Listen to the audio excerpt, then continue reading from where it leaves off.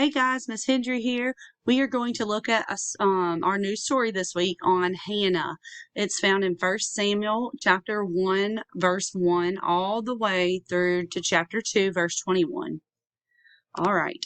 Aren't babies so much fun? They smile and they giggle when you tickle their feet and look so happy waving their arms and legs in the air. Your mom and dad were so happy when they brought you home as their new little baby. They probably said you are a gift from God. And so that is where we're going to jump into our story. There was a sweet lady in the Bible named Hannah who desperately wanted a baby. And she loved God more than anybody else. She loved her husband too, but she knew God could do big things. And Hannah really wanted a baby.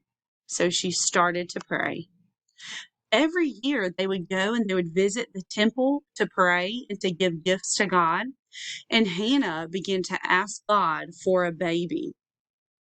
Hannah loved God and loved her husband, but she did not have children to love, and this made her so sad.